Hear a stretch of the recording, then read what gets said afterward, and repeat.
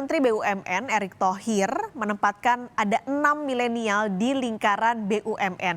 Siapa saja milenial pilihan Erick Thohir kita akan bahas pagi ini. Kita lihat dari dua yang pertama. Ini ada Septian Haryo Seto. Ini adalah kelahiran 1984 dan menduduki jabatan komisaris BNI. Sebelumnya karir terakhir dari Septian Haryo Seto ini adalah staf khusus Menteri Koordinator Maritim dan Investasi. Nah, background pendidikan dari Septian ini adalah S1-nya Akuntansi Universitas Indonesia dan masternya di International Finance Schema Business School. Jadi kalau lihat dari pendidikannya ini emang sejalan ya, akhirnya menempati posisi perbankan yaitu komisaris BNI.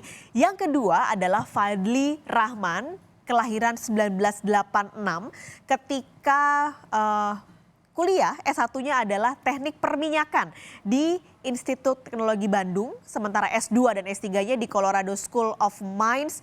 Ini menempuh pendidikan Mineral and Energy Economics. Saat ini menduduki posisi komisaris Pertamina Hulu Energi dan karir terakhirnya adalah prinsipal di Boston Consulting Group. Jadi kalau Anda lihat pendidikannya juga sebenarnya sama dengan S1, S2, S3-nya di bidang pertambangan dan akhirnya menempati posisi komisaris di Pertamina Hulu Energi. Nah, kenapa sih sebenarnya milenial dipilih?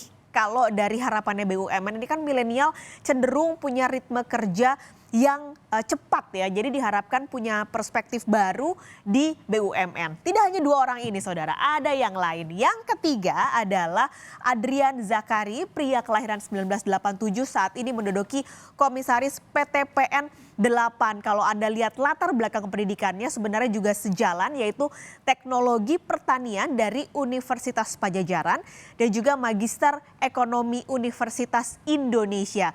Adrian karir terakhirnya adalah CEO PT VTZ dan sempat juga jadi senior konsultan independen untuk Alibaba Cloud dan juga UC Browser. Sementara yang keempat ini adalah Arif Roshid Hasan dengan jabatan saat ini adalah komisaris independen Bank Mandiri Syariah. Kalau Anda lihat karir terakhirnya sempat memegang ketua pemuda Dewan Masjid Indonesia dan juga Wakil Sekretaris Jenderal BPP HIPMI. Sebenarnya kalau lihat latar belakang pendidikan dari Arif Roshid ini berbeda dengan yang tiga sebelumnya, sejalan. Tapi Arif Roshid ini S1-nya adalah kedokteran gigi di Universitas Hasanuddin Makassar. Sementara S2-nya adalah Magister Kesehatan Masyarakat Universitas Indonesia. Jadi sebenarnya agak berbeda ya, kok kedokteran tiba-tiba bisa jadi komisaris independen di Bank Mandiri Syariah. Tapi Anda lihat dari karirnya, selain Anda lihat saat ini atau sebelumnya Arif adalah Ketua Pemuda Dewan Masjid Indonesia, Arif Roshid juga sempat menjadi Ketua Umum PB HMI. Nah, kita akan lihat yang lain saudara. Yang kelima ini adalah Graha Yuda Andanaro. Kalau Anda lihat ini tidak salah ya, ini dia memegang 3 jabatan. 3 jabatan komisaris BUMN. Jadi kalau yang lain cuma satu. Nah, Graha Yuda ini memegang 3 jabatan komisaris, yaitu komisaris Waskita Toll Road, komisaris Inka Multi Solusi Trading, dan komisaris independen PT PP Presisi. Memang sih ini 3 perusahaannya sama-sama bergerak di bidang infrastruktur, di bidang konstruksi.